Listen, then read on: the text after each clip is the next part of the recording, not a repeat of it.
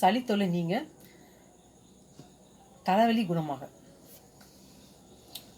தூதுவளையை வந்து சூப் செஞ்சு குடிக்கலாம். குப்பைமேனி இலையை நல்லா நசுக்கி போட்டு தண்ணியில் போட்டு கொதிக்க வச்சு அதை வடிகட்டி பனங்கல்கண்டு போட்டு குடிக்கலாம். தூதுவளை சூப்புக்கும் அந்த காரத்தன்மை இல்லாமல் குடிக்கணும். அது நெய் கலந்து குடிக்கலாம். தூதுவளை காரத்தன்மை மிகுந்தது. சூப் செஞ்சு குடிக்கும்போது அதனுடைய காரத்தன்மை இல்லாமல் குடிக்கணும்.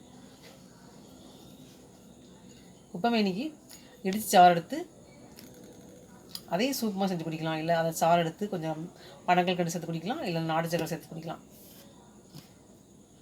சின்ன குழந்தைங்க வந்து சூப்பமாக குடிக்க மாட்டாங்க. அதனால் வந்து அவங்களுக்கு கொடுக்கும்போது இந்த மாதிரி இடித்து சாறு எடுத்து கொதிக்க வச்சு வடிகட்டி ஒரு சங்களவுக்கு பனங்கல்கண்டு சேர்த்து குடிக்கலாம்.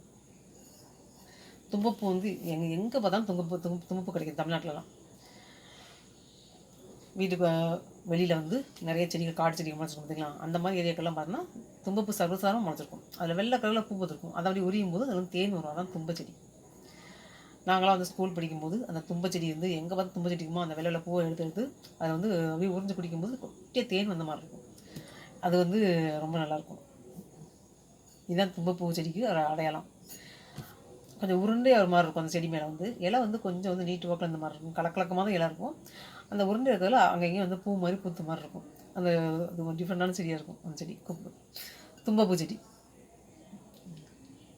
குப்பைமேனி எப்படி இருக்குன்னா, அது நிறைய குப்பைமேனி எல்லா இடத்துலையும் சர்வசாரம் வளர்த்துருக்கும். நாளைக்கு என்னோடய வீடியோவில் குப்பைமேனி வேணால் செடி வேணால் அடையாளம் காட்டுறேன். இருமல் வந்துச்சுன்னா அதை நீக்கிறதுக்கு வெண்டைக்காய் நல்லெண்ணெயில் நல்லா வதக்கிட்டு நல்லா வெறுசாத்தில் போட்டு பிசைஞ்சு சாப்பிட்லாம். வெங்காயம், சின்ன வெங்காயம் எல்லாம், சின்ன வெங்காயம் கொஞ்சம் பச்சை மிளகா போட்டு அரைஞ்சி போட்டு வெண்டைக்காயை நல்லா சுருளை வதக்கி அப்படியே சாதத்தில் பிசைஞ்சு சாப்பிட்லாம். இருமல் கொஞ்சம் கண்ட்ரோல் ஆகும்.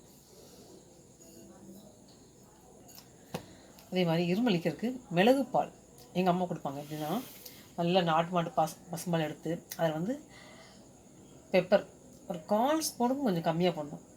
போட்டு மஞ்சத்தூளும் அதே மாதிரி துளியோடு போட்டு லைட்டாக ரொம்ப கொதிக்கூடாது, லைட்டாக கொதிக்க வச்சு உடனே வந்து வடிகட்டி பனங்கல்கண்டு சேர்த்து குடிக்கும்போது அந்த இருமல் வந்து கொஞ்சம் கண்ட்ரோல் ஆகும். அதே மாதிரி தொண்டை புண்ணும் வந்து இருமி தொண்டை வலிக்கும் பார்த்திங்களா, அதுக்கும் வந்து